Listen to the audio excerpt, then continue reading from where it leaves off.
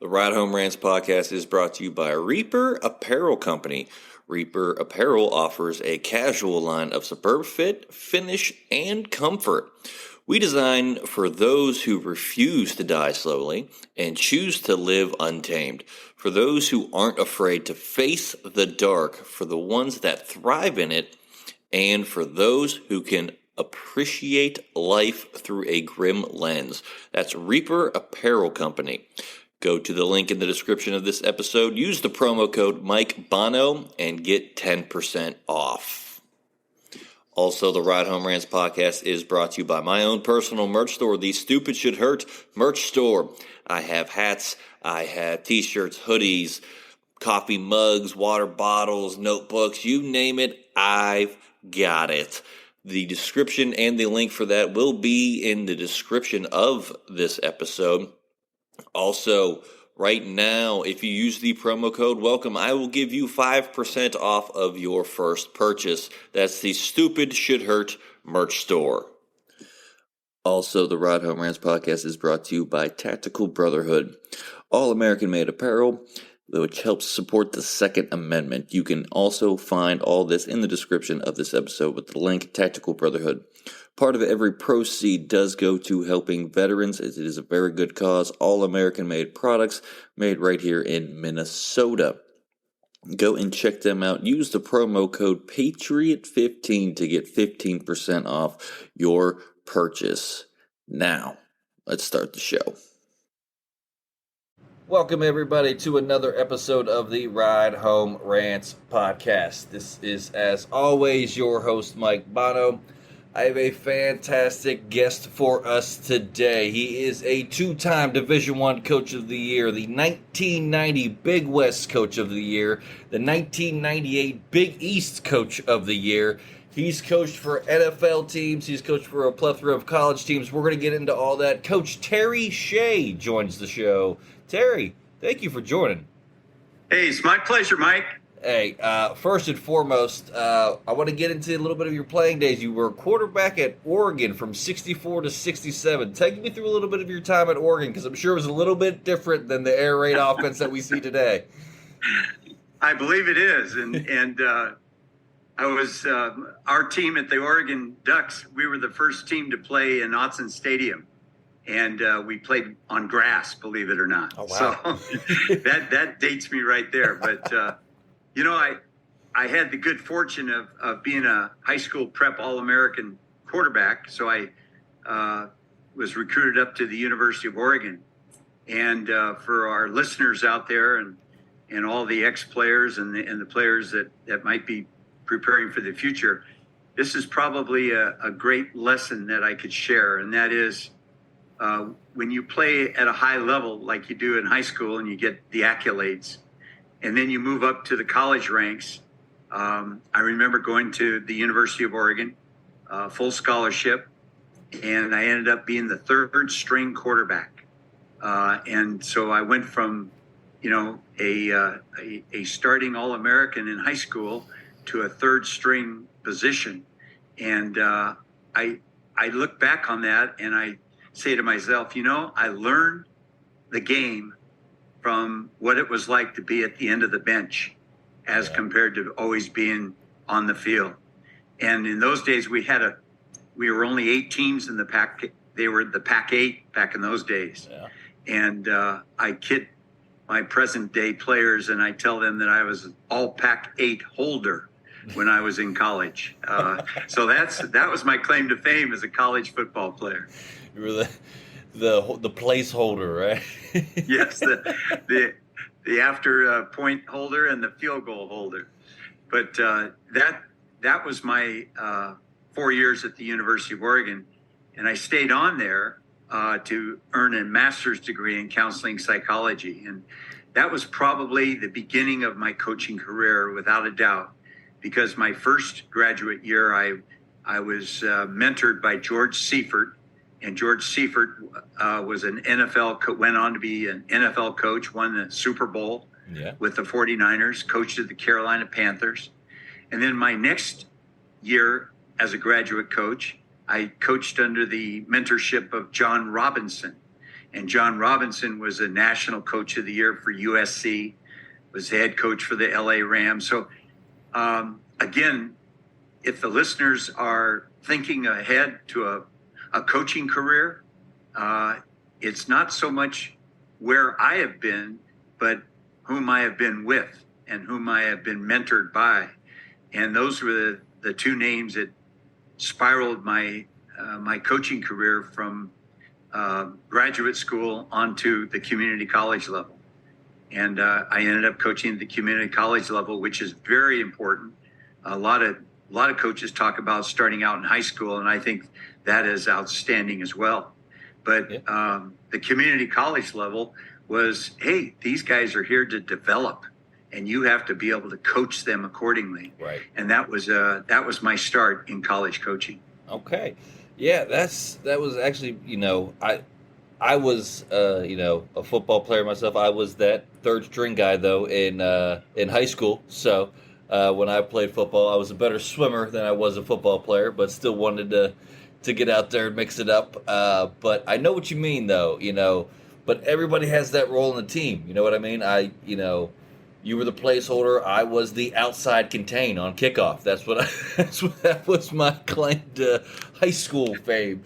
But just when you said that jump from high school to college athletics, it's not just with football. Like I said, I was a swimmer. I earned a scholarship to swim at Bethany College, and it was a complete culture shock from being the best guy at my high school, missing my districts by 0.01 seconds in time. That was a real hurtful moment. But yeah, to now I'm swimming up against college guys, and I'm taking thirds and fourths, and it's just like I'm not used to this. I'm used to 1, 2 maybe. I was that good, but you go into college and it's a completely different animal than high school. So I wish I was more prepared. I will tell you that much.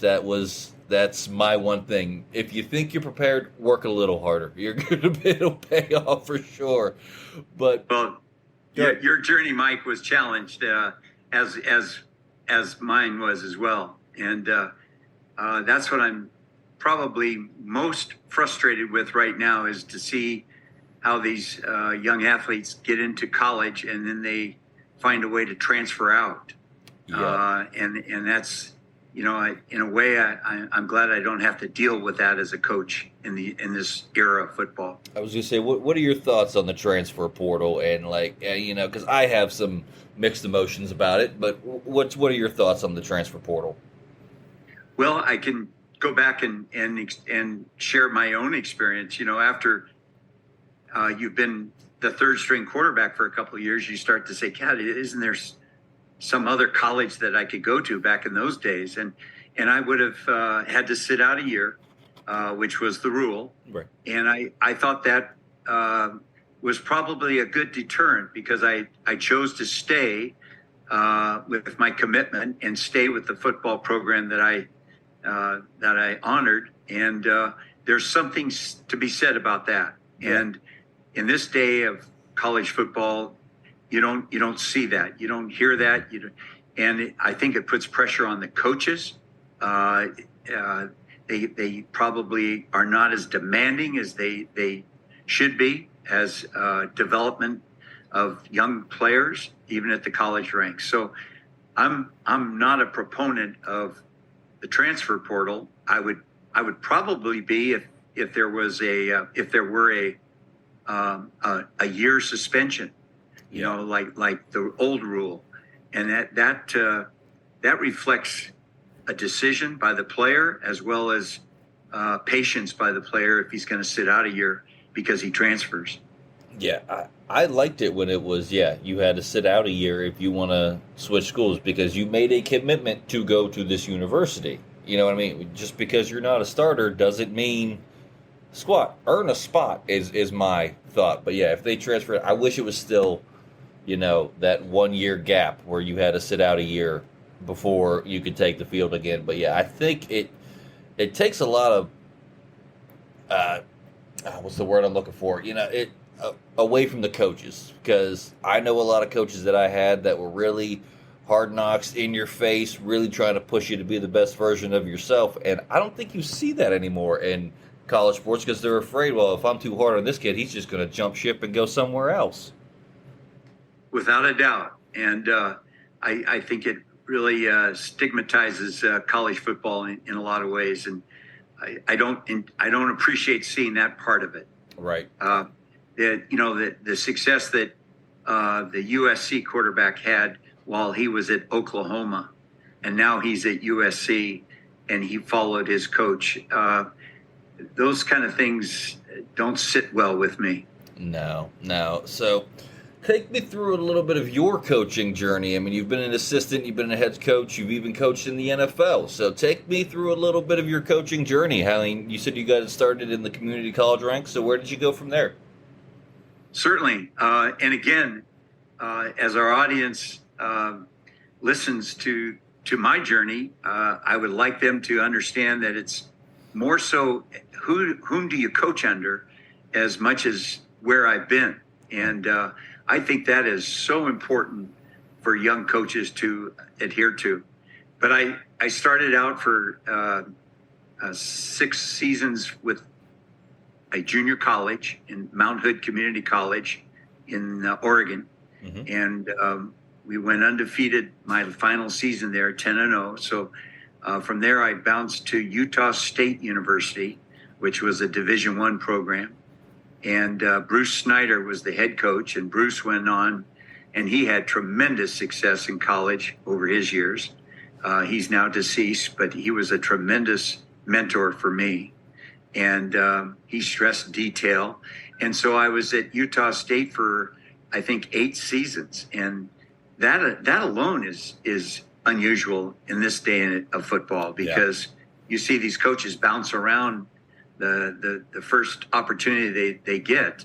And so I learned patience, and I learned how to stick to something. And that was good for my youth as a coach. And then from Utah State, I worked my way down to San Jose State, which is where I grew up in the Bay Area. So that was like going home. Right. And I was a coordinator. I was a coordinator at Utah State. I started, we talked about my high school career as a quarterback in college. Well, I went to Utah State as the defensive secondary coach and the special teams coordinator. And so that in itself is so important, to expose yourself as a coach to all the different, angles of football. And then I was moved over to the offensive side. And I was part of a very unique situation at Utah State. We had 2 quarterbacks, Eric Hipple and Craig Bradshaw. He was the younger brother of Terry Bradshaw. Yeah. And they were both drafted as seniors in the same year. And that was the first time that would have ever been done in college football, except for going back to Rice, when Rice had King Hill and Frank Bryant. So that was very unique. And I was the quarterback coach and the offensive coordinator. So that kind of got me started on my road to being an offensive coach. And then I went to San Jose State as a coordinator, and we had 3 years, and we had great success there, my final season. So then I worked my way to Cal Berkeley, and I was the offensive coordinator at Cal Berkeley under Bruce Snyder. And Bruce Snyder was my original coach at Utah State. And there I had Troy Taylor, who was a three-year starter under my mentorship. And now Troy has gone on to be the next head coach at Stanford University. So I'm appreciate that part of it. And then from Cal Berkeley, I went back to San Jose State as the head coach. And we had a tremendous year. We were in the top 20, which was very unique for a team like San Jose State to be in the top 20. And that was my Coach of the Year season, 1990. And we won the bowl game, and we just had a tremendous season. We were 6 points away from being undefeated. So all of a sudden, this first-year college head coach was on the map. And I stayed one more year at San Jose State. Then I moved to Stanford under Bill Walsh. And that's what I'm most important is that some of the names, some of the coaches that I was able to coach under were just outstanding. And Bill Walsh, obviously, he's now deceased as well, but he's in the Hall of Fame and oftentimes noted as the pioneer or the creator of the Big West or the West Coast offense. So that was 3 years at Stanford where I just enjoyed my entire 3 years.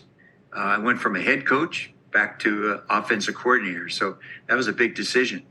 And then from there, I went up to Canada for a year, and I coached up in the CFL for the BC Lions. And then I went to Rutgers University as the head coach for 5 years.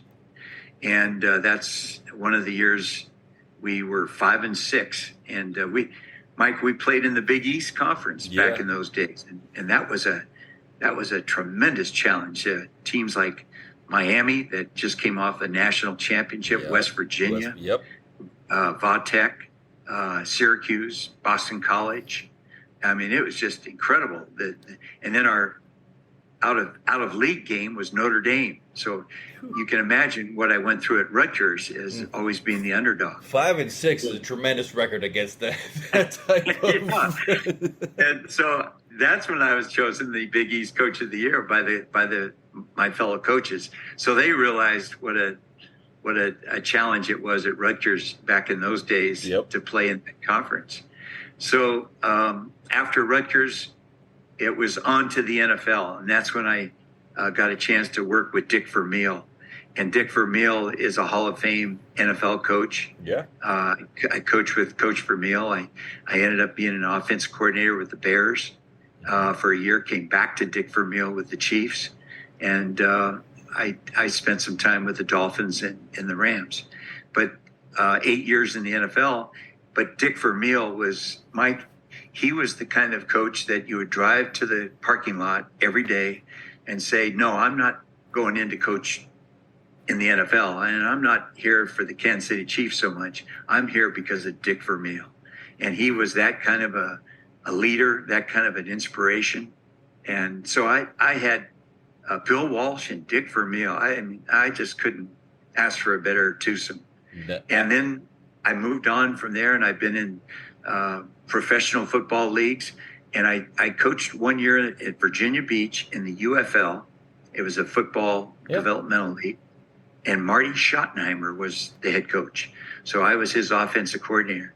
And Marty Schottenheimer is probably a tick away from being inducted into the NFL Hall of Fame. So those three names, and plus my experience at the University of Oregon with some of those coaches, I couldn't have asked for a better pedigree.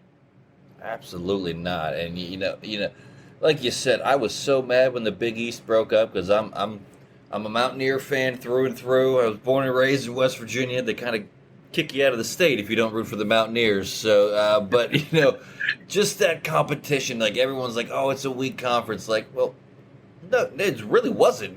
Miami coming off of the national championship years.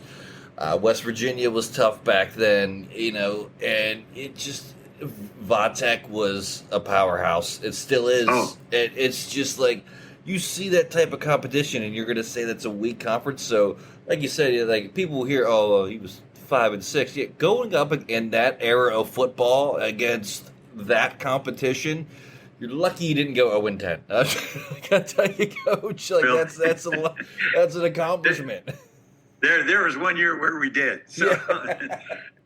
But that's what brought us back to a 5-6 record. But I remember, speaking of West Virginia, you'd appreciate this. So we're 5-5, and we're one game from becoming a bowl contender when you have a winning record. And we lost to West Virginia in overtime. And the coach came across the field and congratulated me. But I still remember what a disappointment that was. But West Virginia was twice the team we were. So they don't get the credit they deserve. I say it every year, but they disappoint me every year when they lose those close, tough games. But now being in the Big 12, it's Just like Syracuse in the Big East, they're kind of the bottom of the barrel there in the Big 12 right now with that competition. I know, and then to play Notre Dame as an out of the league opponent, that was a totally different world. Yeah, Notre Dame's they're always tough. So I want to go through a little bit of your time here in pro football. So you made the jump from college to pro. What is the biggest difference you saw as a coach going from the collegiate level to the pro level? Great point. And I still think back to my college career, and I loved the college game. I loved coaching the players who were there because of their passion and for the love of the game that they showed. When you get to the NFL level, I was fortunate enough to be the quarterback coach in every team that I coached under in the NFL. And when you have the quarterbacks, you have a very select group of guys that are very special in their own right. So I was very privileged to have that opportunity. And the NFL player tends to not trust you as a coach until you can prove to him that you can help him get better on the field with his skill level. And once he understands that you can help him, then he becomes very coachable. If a coach can't bring that across to a player, the coachability issue rises. And that's why some coaches can't handle the professional level, is because they can't match that. But that's what I found to be the case, the difference between the college game and the NFL game, and the player in college versus the player in the NFL. I was very fortunate to have a quarterback like Trent Green for years, and he was the epitome of coachability. I had Damon Heward, who spent 2 years with the Patriots under Tom Brady, and they won 2 Super Bowls, and then he moved out to Kansas City.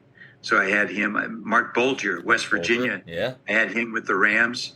And Rex Grossman, I had him with the Bears, and he was another neat young man. So I was fortunate to have some really good NFL players to coach. And I did find this, Mike, and this is a story that I think our audience would enjoy. In college, I was always looking for the winning edge. So I would give candy bars out to touchdowns in college, and it became quite the deal. And, the college players loved it. And the one bar that I gave out specifically was the big hunk.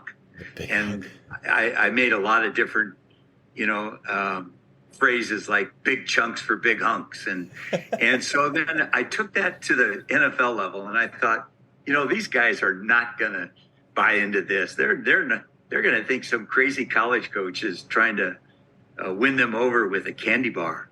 And you can't believe, Mike, how many times since my NFL days, players like Dante Hall and Tony Gonzalez and Priest Holmes and Trent Green and, just all the different players that I had, they'll come up to me when they see me years later, and they'll say, Coach Shea, where's my big hunk? And even to the very sophisticated NFL player, they're still young kids at heart, when it comes to football. Yeah, that's that you wouldn't. I thought you were going a different way. Though I had to switch it up, move it from candy bars to something else to the pros, and try. But no, that's amazing that But it just proves that even at that level, there still are those guys out there that play for the love of the game, and that's what I love to see. And you've consulted for a lot of different quarterbacks, from RG3, Blaine Gabbert, Sam Bradford, Matthew Stafford, and Josh Freeman.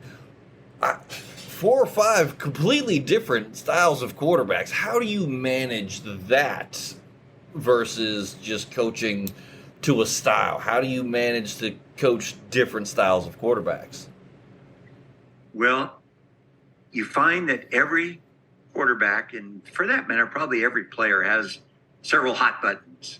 And as a coach, you need to discover those hot buttons and coach accordingly, because Robert Griffin, his hot button was do things as quickly and as exciting as you can do, and he was such a embracing young guy that, you know, he'd make you feel like you were his best friend when he was introduced to you. So Robert Griffin was that kind of a player. Sam Bradford was more reserved, more inward, very brilliant student when he was at Oklahoma, Heisman Trophy winner, as was Robert Griffin.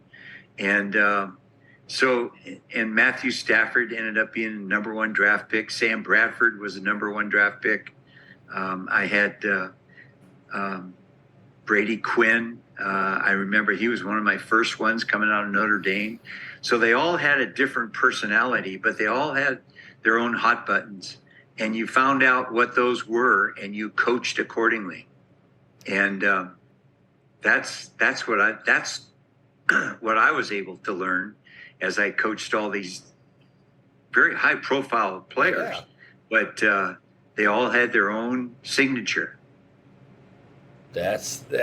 See, that would have went right over my head if I this is why I don't consult or do anything like that. And I just get on stage and tell jokes. That's what So because I like to think I can read people, because I can read a room of people and learn what's funny and what's not funny. But the coach one-on-one with, you said it, a couple Heisman Trophy winners and, first overall draft picks and things like that. And that's a big thing. Did that, and I want to transition to this for you here. Did that inspire you to write your book that you have, with Eyes Up? And let's talk about that for a little bit, because you do have a book out there, and I want to get that out there for you.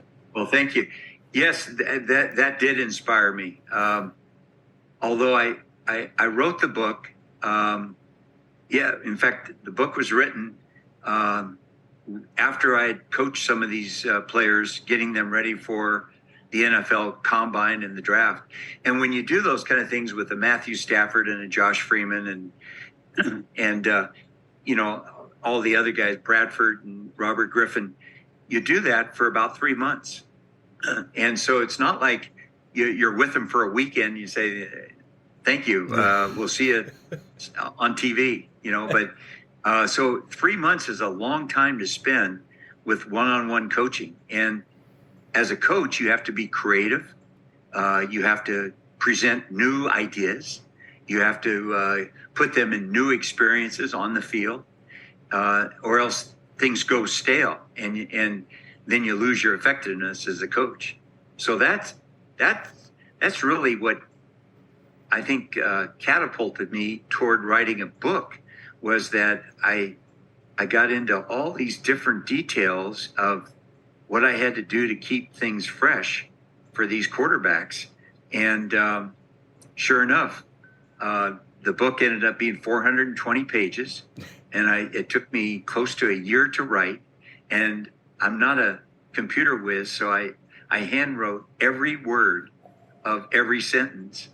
And I just look back and say, wow, what a journey. And so the book has been well received. It's a quarterback development book.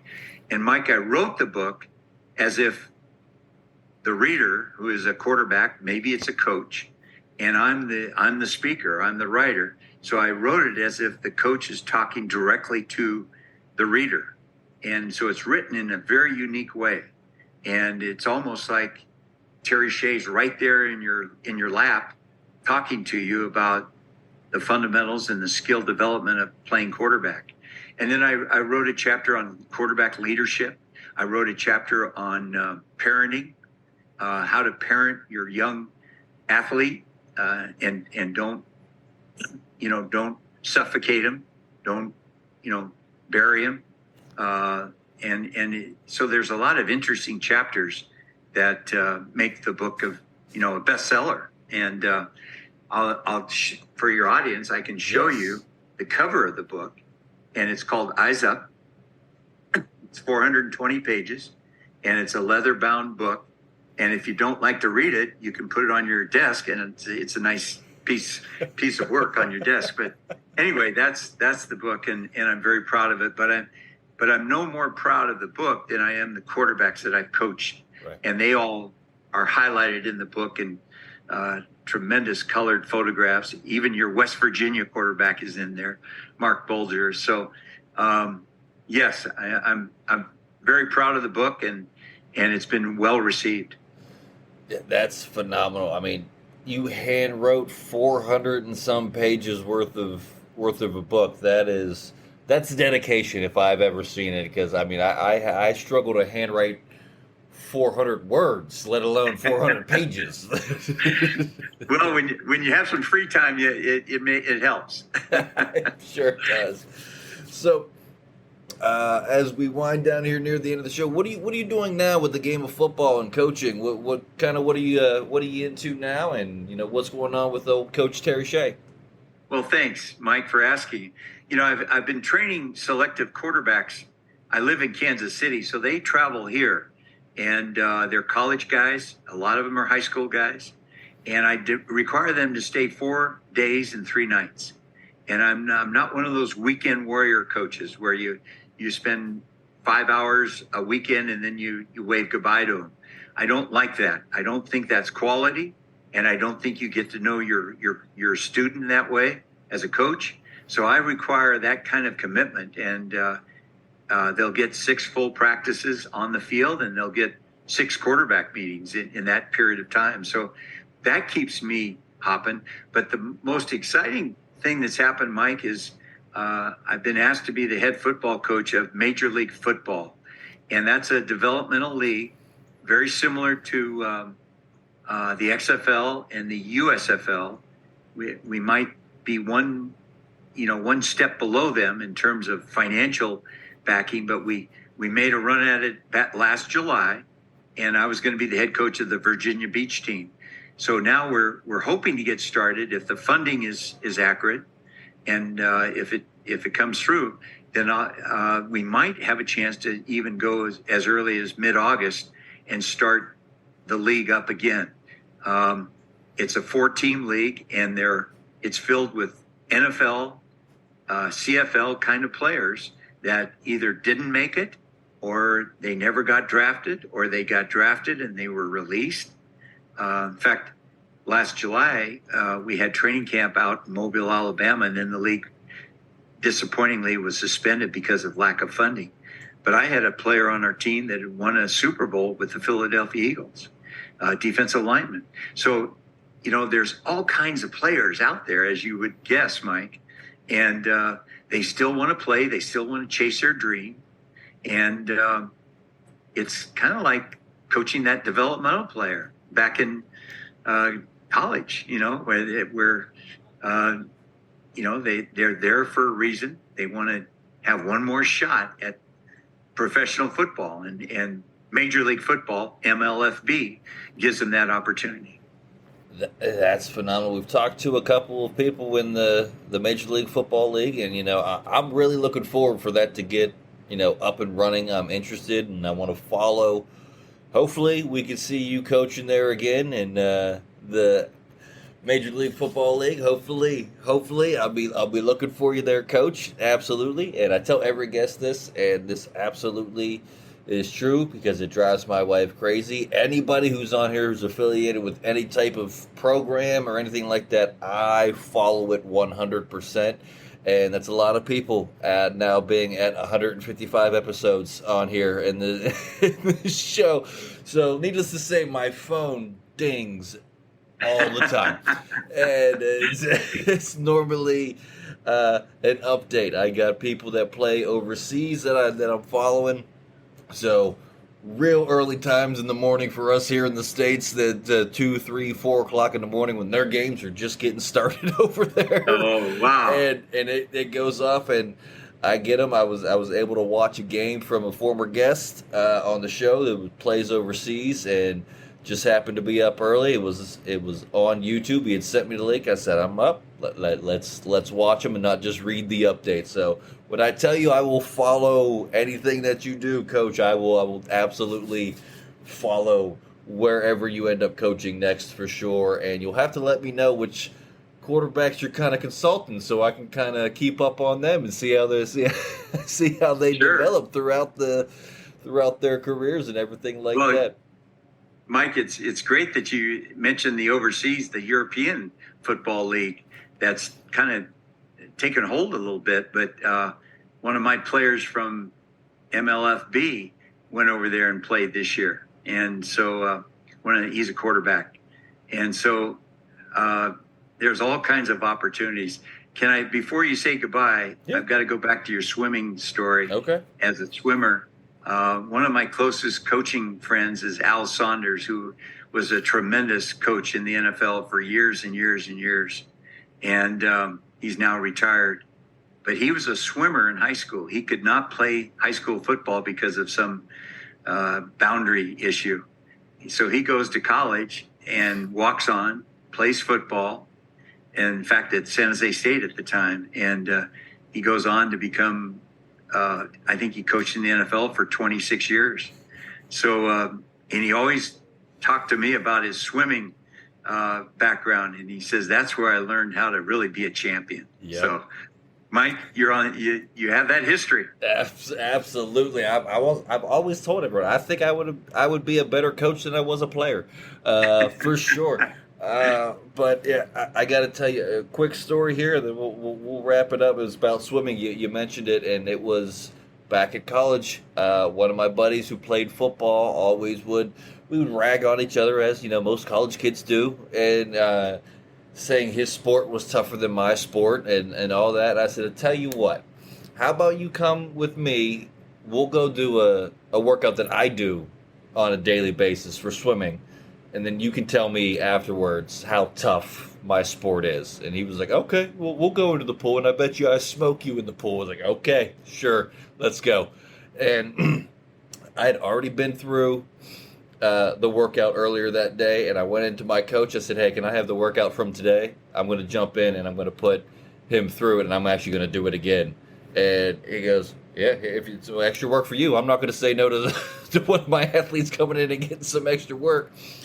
We get through the warm-up, and my buddy looks at me and goes, oh, man, that was intense. I went, hey, buddy, that was the warm-up. That was getting us ready for what we're about to do. So put them goggles back on. We got to get going. And it was a little bit of satisfaction in me seeing him limping kind of around campus, being sore the next day because he had used muscles he didn't even know he had in the pool workout. So it was that little bit of gratitude, like, yeah, it's not as easy as people make it seem. Without a doubt. Well, thanks, Mike, and I wish you a great journey. And remember the catchphrase, eyes up. Eyes up, for sure.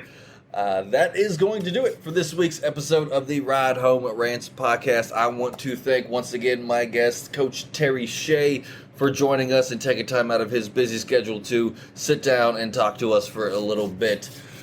I do have to get these in. I have 2 new sponsors for the Ride Home Rants podcast. That is Dubby Energy. Energy drinks made for gamers, streamers, and podcasters alike, by gamers, streamers, and podcasters alike. Formulated with less caffeine than a cup of coffee. No jitters, no crash. This is actually replacing my morning coffee in the morning. I no longer need that cup of coffee after I've had my Dubby Energy. Go there, WEnergy.com. Use the promo code Mike Bono. Get yourself 10% off. Also, one of my favorite sponsors to date, Shank It Golf. Golf apparel made for the everyday golfer. We might not go out and shoot a 6 under par. We'll probably shoot a 6 over par. But we're going to have fun while we do it, and that is what golf is all about. Go there, shankitgolf.com. Get your apparel to help you rock it on and off the course. Use the promo code Mike Bono and get yourself 15% off. That is going to do it for me. As always, if you enjoyed the show, be a friend, tell a friend. If you didn't, tell them anyways. They might like it just because you didn't. That's going to do it for me, and I will see y'all next week. The Ride Home Rants podcast is brought to you by W Energy. Energy drinks made for gamers, streamers, and podcasters alike. For gamers, streamers, and podcasters alike. Go to the link in the description where you can find the best energy drinks out there. Less caffeine than a cup of coffee. Also, no jitters and no crash afterwards. Use the promo code Mike Bono and get yourself 10% off. Also, the Ride Home Rants podcast is brought to you by my favorite sponsor of the show, and that is Shankit Golf. Golf apparel made for the everyday golfer. We might not go out and shoot a 6 under par. We're probably going to shoot a 6 over par, but this is going to give us the gear that's going to help us rock it on and off of the course.